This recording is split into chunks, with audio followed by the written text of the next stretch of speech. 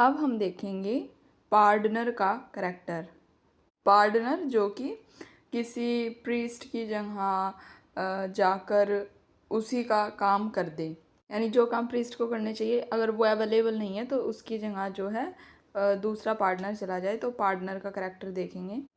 He and the gentle pardoner rode together, a bird from Charing Cross of the same feather, just back from visiting the court of Rome. यानी जो Sumner था और partner था ये इकट्ठे together ride कर रहे थे। समनर जहाँ पर उसका करेक्टर अभी हमने देखा ही, अब दूसरी जगह था ये पार्टनर था जो कि जेंटल था, जिसको अथॉरिटी थी कि वो रिलीजियस रिलेटेड सिन जो कि लोग बताते थे अपने उनको सुने। तो ये जो पार्टनर है ये अभी अभी रोम का ट्रिप करके आया है और जिसकी वजह से लोग इसको एक इम्पोर्टेंट करेक्टर की तरह भी देख रहे हैं। तो ये जो पार्टनर था ये सेम उसी बर्ड की तरह है जिसको आप डेली देखते हो, ठीक है, अपने रोज़मर्रा के काम वो कर रहा होता है इतनी होच पोच में, तो इसी तरीके का ही पार्टनर भी था। He loudly sang, "Come hither, love, come home." The summoner sang deep second to this song, "No trumpet ever surrounded half so strong."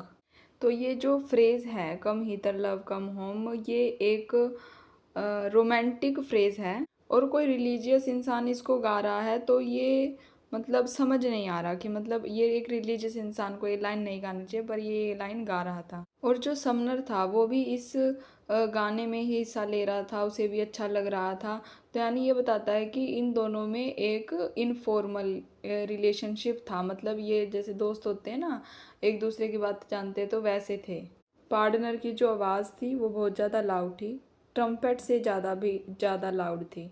This pardoner had hair as yellow as wax, hanging down smoothly like a hank of flax, in driblets fell his locks behind his head. Pardoner के जो hair थे वो yellow colour के थे। तो जो ये flex है ये एक तरीके का प्लांट है जिससे लिनन कपड़ा बनता है, तो इसने वही पहन रखा था। उसके जो बाल थे वो लटक रहे थे साइड में और पीछे उसकी बैक पर, down to his shoulders which they overspread. उसके बाल उसके शोल्डर्स तक फैले हुए थे, thinly they fell like rat tails one by one. जैसे एक चूहे की पतली सी पूंछ होती है ना, बिल्कुल पतली सी, तो इस तरीके से उसके बाल बहुत ही ज़्यादा पतले थे और फैले हुए थे। He wore no hood upon his head for fun. उसने अपने सिर पर जो है हेड कवरिंग नहीं पहनी हुई थी। The hood inside his wallet had been stowed. उसके पास हुड था लेकिन वो उसने संभाल कर रखा हुआ था। He aimed at riding in the latest mode, क्योंकि वो एक फैशनेबल स्टाइल में राइड करना चाहता था। But for a little cap his head was bare. एक स्मॉल कैप उसने पहन रखी थी और उसका हेड जो है कवर नहीं था। And he had bulging eyeballs like a hare. जैसे एक खरगोश की आंखें होती है वैसे ही इसकी आंखें थी। He had sewed a holy relic on his cap. उसने अपनी कैप पर कुछ ऐसा सिंबल, रिलीजियस सिंबल बनवा रखा था जिससे लग रहा था कि वो रिलीजियस चीज़ों से कनेक्टेड है और उसके पास कुछ पावर्स हैं। हिज वैलेट ले before him on his lap. उसका जो पाउच था वो आगे की तरफ लटका हुआ था। Brimful of pardons came from Rome all hot. यानी क्योंकि वो अभी अभी रोम से आया था तो उसके पास कुछ इंपॉर्टेंट चीज़ें होंगी जो वो रोम से लाया था, उसके वैलेट में वो सारी चीज़ें थी। He had the same small voice a goat had, goat has goat. तो उसकी जो वॉइस थी वो हाई पिच वाली थी जैसे एक बकरी की होती है। His chin no beard had harboured nor would harbour. तो इस पार्टनर की जो है दाढ़ी नहीं थी और ऐसे लग रहा था कि इसकी दाढ़ी कभी होगी भी नहीं। Smoother then ever chin was left by barber. यानी अगर जितनी स्मूथ तरीके से एक बार्बर किसी का फेस शेव कर देता है ना, उससे भी ज़्यादा स्मूथ इसका फेस था। आई जज ही वॉज अ जेल्डिंग और अ मेयर। यानी जो स्पीकर है वो इसको ऐसे दिखा रखा है कि एक हॉर्स है जिसमें जो है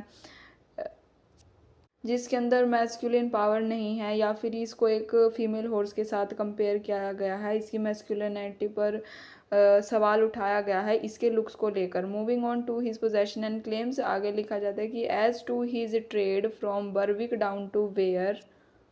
यानी उसे बरविक जो कि नॉर्थ में था, वेयर जो कि लंदन में था, हर तरफ से जाना जाता था। He was no pardoner of equal grace, उसके जैसा और कोई दूसरा पार्टनर नहीं था जो उसके जितना स्किल्ड और सक्सेसफुल हो। For in his trunk he had a pillow case, उसके जो लगेज था, ट्रंक है उसका जो लगेज था, उसमें एक पिलो केस था। Which he asserted was our old lady's veil, और वो ये क्लेम करता था कि जो उसका पिलो केस है वो एक्चुअल में जो वर्जिल मैरी है उसका था। वर्जिल मैरी एक highly revered religious lady consider किया जाता है उसे। He said he had a goblet of the sail, और वो ऐसे भी बताता है कि उसके पास एक गोबलेट है। He said he had a goblet of the sail Saint Peter had the time when he made bold to walk the waves till Jesus Christ took hold। तो यहाँ पर अब जो है बिब्लिकल रेफरेंस दिया गया है कि एक बार जो जीसस क्राइस्ट थे वो एक बोट में कुछ लोगों के साथ जा रहे थे, तूफान आया तो वो अपने लोगों को सहानुभूति देने के लिए पानी पर चलने लगे। तो जब वो पानी पर चलने लग रहे थे तो बोट में एक आदमी था जो वो सोच रहा था कि वो भी पानी पर चल के देखे कि ये सच है या नहीं है। तो जब वो पानी पे चलने लगा, वो डूबने लगा, उसने जीसस से मदद मांगी और जीसस ने उसको डूबने से बचा लिया। तो तभी से सेंट पीटर्स जो है उसको भी लोग मानने लग गए।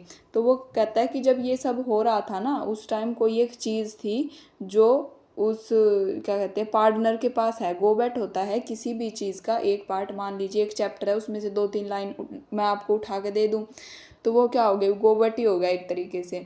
तो गोबट के तौर पे यानी एक निशानी के तौर पे इसके पास क्या था, क्या कोई शिप से उस बोट जो जिस शिप में वो थे उससे रिलेटेड कोई लकड़ी थी या क्या था, वो कंफर्म नहीं है। ठीक है, बस एक टाइप का विशेष है जिसे ये गोबट कह रहे हैं। नेक्स्ट लाइन है he had a cross of metal set with stones.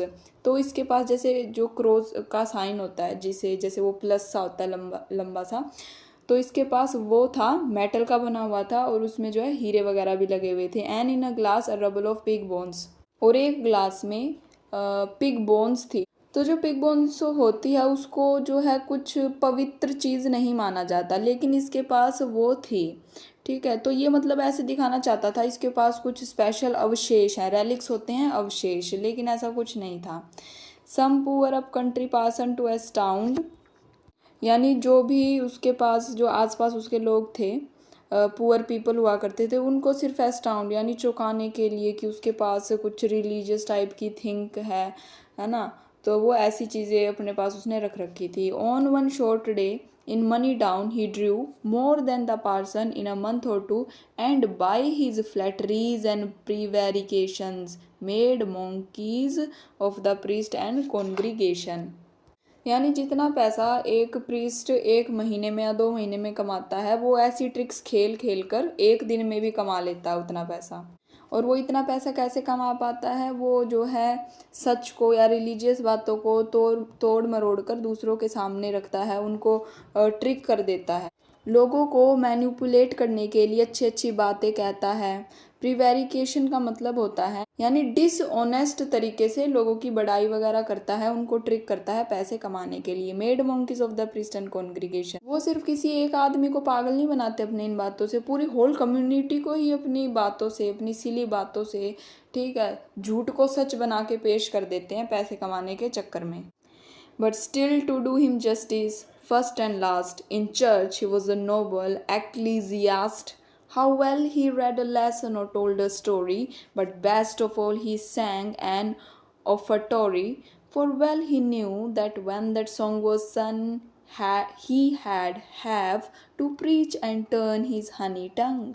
तो अभी तक हमारा जो स्पीकर है वो हमें इसके बारे में बस बुरा ही बता रहा है, तो अब वो हमें मे भी कुछ अच्छा बताना चाह रहा है इसके बारे में कि इसमें कुछ पॉजिटिव चीज़ें भी हो सकती है। तो ये जिस टाइम चर्च में होता है तो ये बहुत ही ज़्यादा रिस्पेक्टेबल होता है, रिस्पेक्टफुल होता है, और ऐसे लगता है इतना ज़्यादा रिलीजियस पर्सन इससे ज़्यादा कोई हो नहीं सकता। एक्लीजियस्ट का मतलब होता है जो कि चर्च के मैटर्स में इन्वॉल्व हो। और जब वो रिलीजियस स्टोरी सुनाता है बाइबल से तो वो बहुत अच्छे से सुनाता है, मतलब लोगों को उसे सुनना बहुत अच्छा लगता है। और जब पैसे इकट्ठे करने की बारी आती है तो वो और ही ज़्यादा अच्छा सॉन्ग गाता है। यानी कि जो सिंगिंग का उसमें गुण था वो उसको भी पैसे कमाने के उसमें उसने इन्वॉल्व कर रखा था।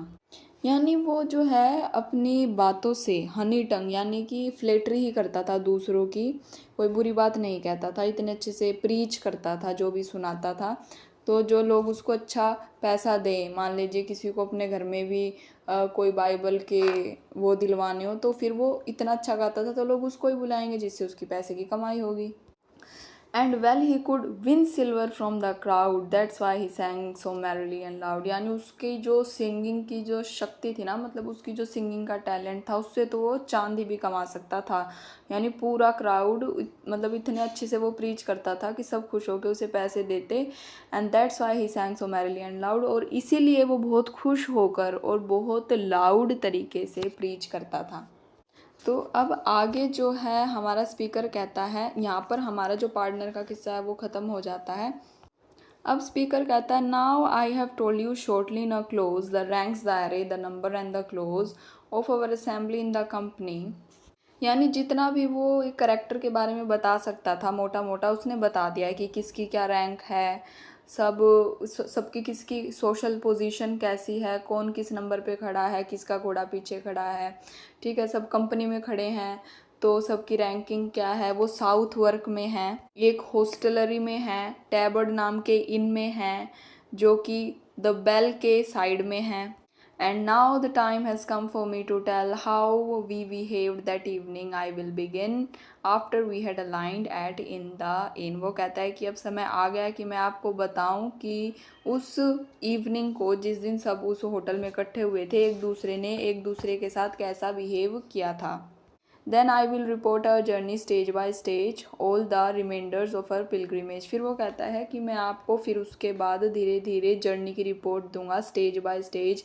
ठीक है, जो भी अब कुछ पिलग्रिमेज के बारे में बच गया है वो धीरे धीरे बाद में बताऊंगा। But first I beg of you in courtesy not to condemn me as unmannerly if I speak plainly and with no concealings. वो कहता है कि मुझे माफ़ करना, मैं बिल्कुल कर्टिसी के साथ आपसे माफ़ी मांग रहा हूँ कि आप मुझे कंडेम मत करना और मुझसे नाराज़ मत होना, क्योंकि मैंने सब करेक्टर्स के बारे में इतना खुलकर आपको बता दिया है, कुछ छिपाया नहीं है।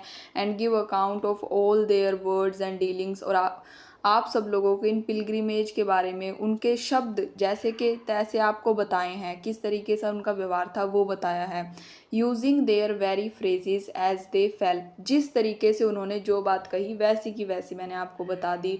For certainly as you all know so well, यानी निश्चित तौर पर आप जानते ही होंगे, he who repeats a tale after a man is bound to say as nearly as he can. यानी अगर कोई किसी के बारे में टेल बता रहा है तो उसका फ़र्ज है कि वो वैसे की वैसे ही बताए। Each single word if he remembers it how ever rudely spoken और अनफिट। अगर किसी ने किसी चीज़ को रूड तरीके से बताया है तो नरेटर कहता है मैंने भी उसी तरीके से बताया है। अगर किसी ने किसी चीज़ को अनफिट यानी सही ढंग से नहीं नरेट करा तो वो कह रहा है कि मैंने उसको उसी चीज़ से बताया है। यानी किसी ने अच्छी इंटेंशन के साथ कोई चीज़ कही तो मैंने आपको वैसे की वैसे बताई है, यानी हेर फेर नहीं करा इमोशंस के साथ या फिर लोगों के बोलने के तरीके के साथ। और else the tale he tells will be untrue the things invented and the phrase new. तो जो स्पीकर है वो कहता है कि अगर मैं फेर बदल करके आपको दिखाऊंगा तो वो तो एक झूठी कहानी हो जाएगी, the things invented and the phrase new. तो वो कहता है मैं कुछ इसमें मसाला वसाला नहीं डालना चाहता, जो जैसा था वैसा आपको बताना चाहता हूँ। ही मे नॉट फ्लिंच ऑल दो it were his brother, if he says one word he must say the other. वो कहता है कि जैसे मान लीजिए ऐसा नहीं है कि अगर कोई मेरा भाई है तो मैं उसकी कुछ चीज़ों को छुपाने के लिए कुछ और चीज़ें कह दूँ, नहीं, जो करेक्टर जैसा है वैसे का वैसा दिखाऊंगा। यानी स्टोरी को वैसा ही होना चाहिए जैसी वो है। ठीक है, उसमें कोई चेंज वर्जन कर दूंगा तो स्टोरी ही बदल जाएगी। And Christ himself spoke broad in holy writ and as you know there is nothing there unfit. कि जैसे एक बाइबल होती है ओपन और डायरेक्ट होती है, सही को सही बताती है, गलत को गलत बताती है, तो वैसे ही मैं आपको स्टोरी जैसी है, गलत है तो गलत बताऊंगा, सही कोई चीज़ है तो उसको सही बताऊंगा। जैसे बाइबल में हर चीज़ डायरेक्टली कही गई है, यानी अगर ये पाप नहीं करना तो नहीं करना, तो ऐसे ही अगर किसी ने गाली दी है तो मैं आपको बताऊंगा कि उसने गाली दी है, उसकी गाली को छुपाने के लिए कोई उससे मिलता जुलता वर्ड नहीं बताऊंगा। And Plato says, for those with power to read, the word should be as cousin to the deed. Further, I beg you to forgive it me if I neglect the order and degree, and what is due to rank in what I have planned. I am short of wit, as you will understand. जैसे कि जो प्लेटो था उसका भी कहना था कि चीज़ें जैसी है उसको वैसा ही दिखाना चाहिए, फेर बदल नहीं करनी चाहिए, मैं भी वैसा ही करूँगा। जैसा प्लेटो कहता था कि वर्ड्स को इवेंट्स में डिस्क्राइब करना चाहिए और वो ट्रूथफुल होनी चाहिए जितनी हो सके, तो मैं वैसा ही करूँगा। Further I beg you to forgive it me. वो कहता है जब तक मेरी पूरी बात आप पढ़ ना ले, जब तक मुझे जज मत करना। वो कह सकता है फिर भी इतनी चीज़ों का ध्यान रखने के बाद भी हो सकता है शायद मैं आपको सही ऑर्डर या सही डिग्री ना बताऊं। मैं आपको बताना चाहता हूँ लेकिन फिर भी हो सकता है उतने अच्छे से ना बता पाऊँ जैसा मैंने प्लान करा है बताने के लिए। वो कहता है हो सकता है ऐसा इसलिए भी हो सकता है क्योंकि जो मेरा विट है ना, तर्क करने की जो भी शक्ति है वो शायद मैं उसमें इतना अच्छा ना हूँ। Our host gave us great welcome. Everyone was given a place and supper was began. अब जो उस होटल का इनकीपर था, ठीक है, उस होटल का जो भी मालिक था उसको होस्ट कहा चौसर ने कि जो उसने हमारा जितने भी उन पिलग्रिमेज उस इनमें गए थे हम सबका बहुत अच्छे से वेलकम किया, हमें रहने के लिए जगह दी, खाने के लिए खाना दिया। He serve the finest victuals you could think. Victuals एक पुराना शब्द है जो कि खाने के लिए यूज़ किया जाता है, तो जिस भी तरीके का खाना हमें पसंद था उसने वो हमको दिया। द वाइन वो strong and we were glad to drink. Wine जो शराब थी वो भी बहुत अच्छी थी, हमें सबको पी के बहुत अच्छा लगा। A very striking man our host withal and fit to be a marshal in a hall. A very striking man our host यानी जो होस्ट था वो इम्प्रेसिव था और नोटिसेबल था, यानी उसकी पर्सनैलिटी एक ऐसी थी कोई भी उसकी पर्सनैलिटी को देख के इम्प्रेस हो जाए, और नोटिसेबल था यानी मतलब एक बार तो इंसान उसकी पर्सनैलिटी को जानना चाहेगा कि वो कैसी थी। वीथल का मतलब होता है, वीथल भी एक पुराना शब्द है जिसका मतलब होता है ओल्सो या फिर इन एडिशन, यानी इन एडिशन में चौसर बता रहा था कि जो होस्ट था वो इम्प्रेसिव काइंड का इंसान था, यानी उसको देखकर लगता था कि ये किसी गैदरिंग को, किसी सैरीमनी को होस्ट कर सकता है, यानी इनिशिएटिव ले सकता है। जैसे कि 10 लोग हैं तो उसमें से उसकी पर्सनैलिटी थी ऐसी कि वो 10 लोगों को हैंडल कर सकता था। His eyes were bright, his girth a little wide, there is no finer burgess in Cheapside. उसकी आँखों में जीवंतता देखी जा सकती थी, वो इंटेलिजेंट था, चीयरफुल था। तो आगे लिखा है his girth a little wild, यानी कि वो ओवर वेट था, ठीक है, गोल मटोल टाइप का सा इंसान था।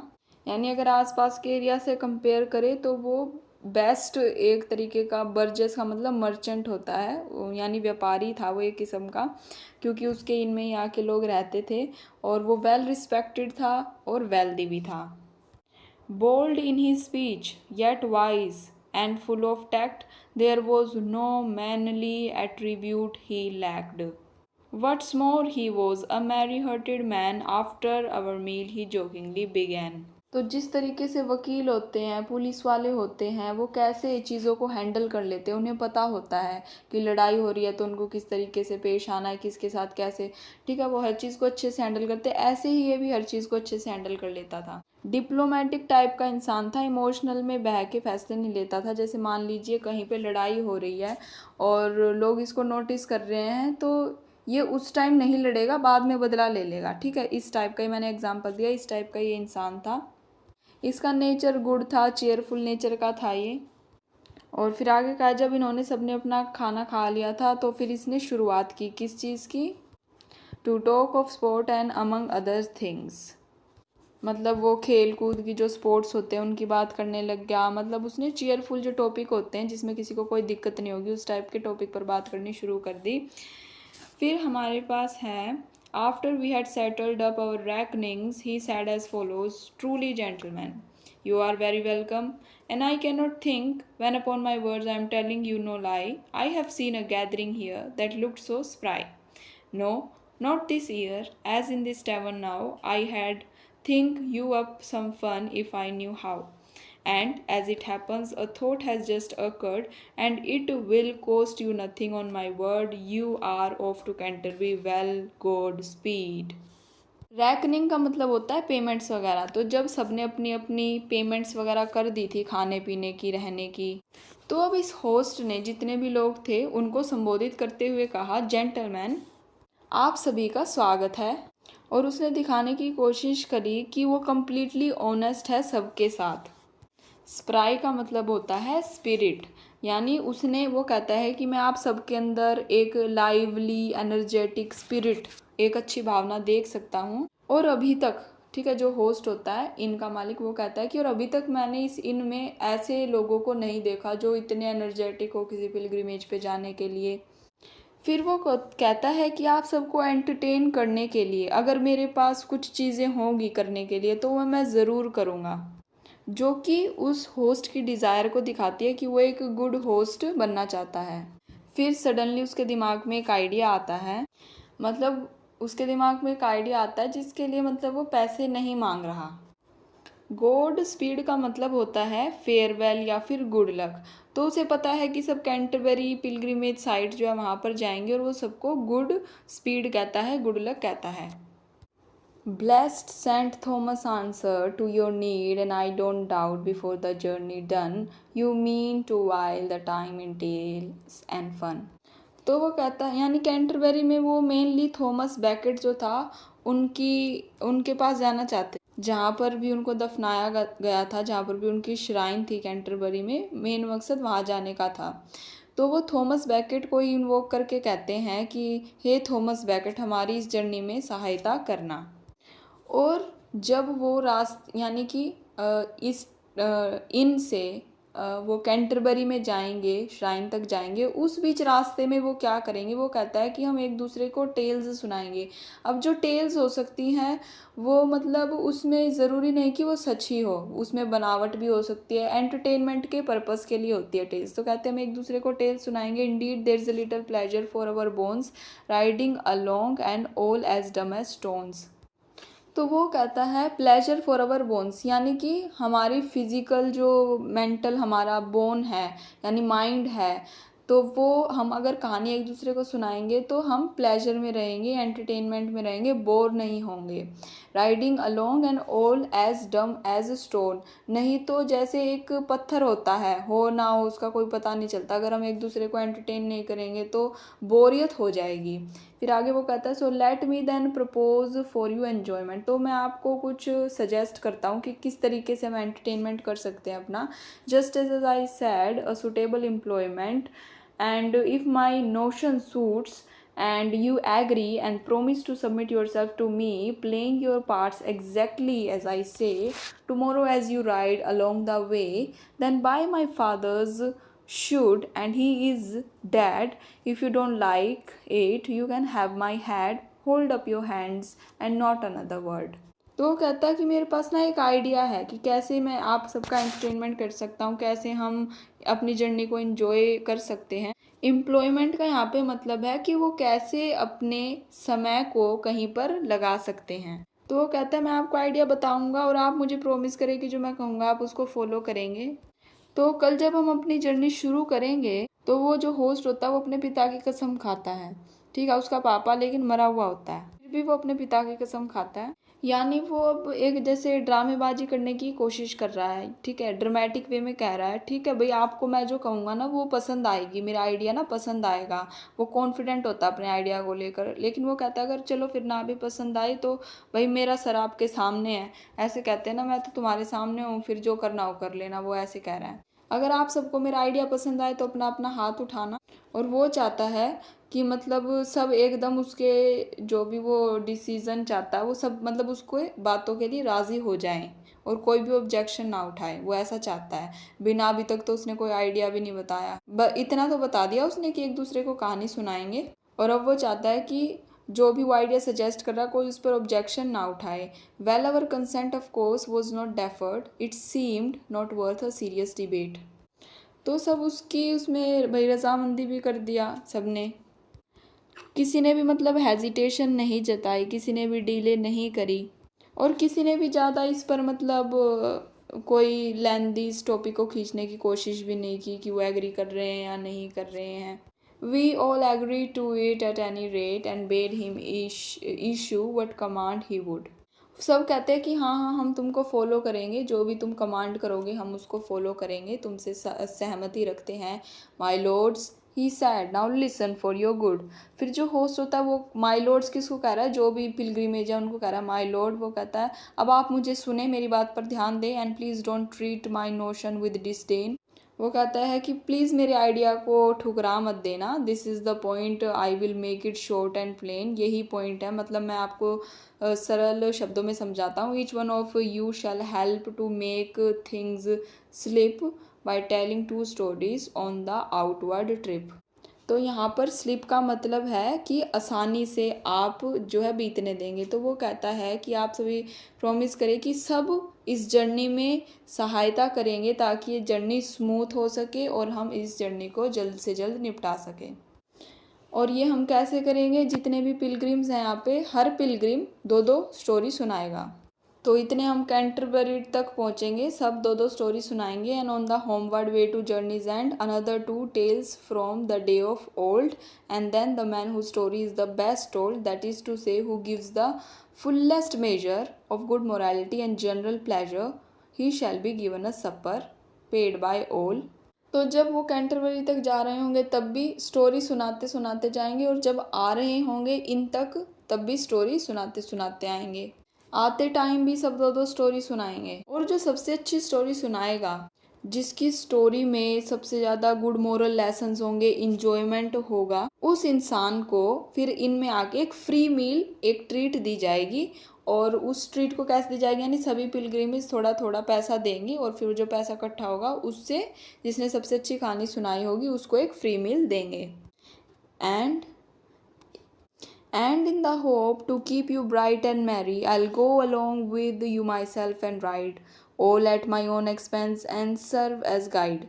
I will be the judge, and those who won't obey shall pay for what we spend upon the way. Now, if you all agree to what you have heard, tell me at once without another word, and I will make arrangements early for it. तो वो कहता है कि आप सबके साथ मैं भी चलूँगा, अपने खुद के खर्चे पर चलूँगा, ताकि मैं आपको रास्ते में गाइड कर सकूं, और मैं ही डिसाइड करूँगा कि किसने अच्छी स्टोरी सुनाई। और जिसने भी स्टोरी सुनाने के लिए मना करा उसे जो है इंसेंटिव देना पड़ेगा, यानी कि एक टैक्स टाइप में पैसे देने पड़ेंगे। कहता है कि अगर आप सब एग्री करते हो तो मुझे जल्दी से बता दो, मैं सुबह के लिए अरेंजमेंट करने शुरू करता हूँ। Of course, we all agreed. In fact, we swore it delightedly and made entreaty too that he should act as he proposed to do, become our governor in short, and be judge of our tales and general referee, and set the supper at a certain price. तो अब जो speaker होता है यानी चौसर होता है वो कहता है कि जब होस्ट ने अपनी बात कह दी तो हम सब ने उसकी बातों से एग्री कहा। हमने कहा ठीक है भाई, तू ही डिसाइड करियो किसने अच्छी स्टोरी सुनाई, तू ही डिसाइड करियो कि किसको एक मील दी जाएगी, तुम ही जज बनोगे, तुम ही हमारे टेल्स के रेफरी बनोगे और तुम ही हमारी टेल्स के गवर्नर बनोगे।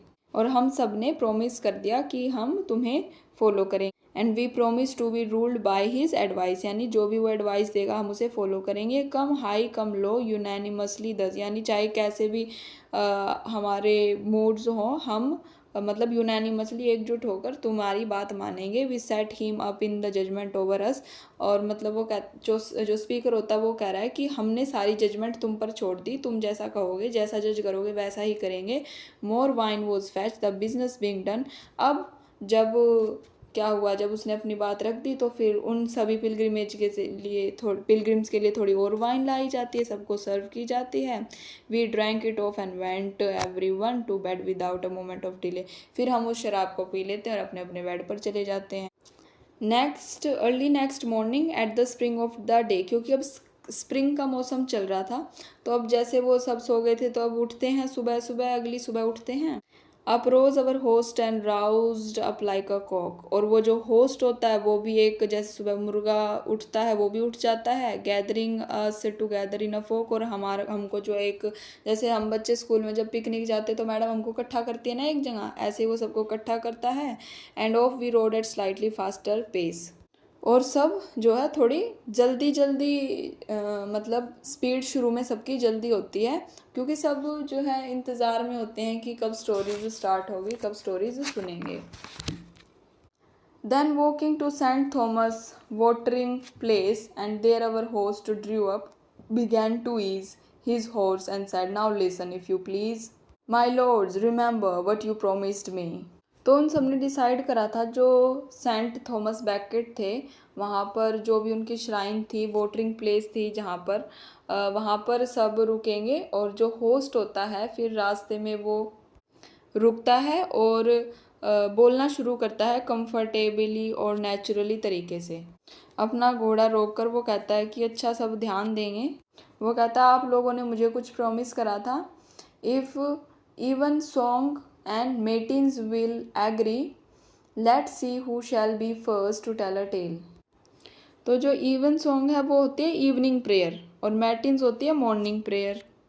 तो वो कहता है कि भाई अब डिसाइड कर लो कि कौन जो है अपनी टेल्स सुनानी स्टार्ट करेगा। And as I hope to drink good wine and ale, I will be your जज, द रेबल हु डिसोबेज।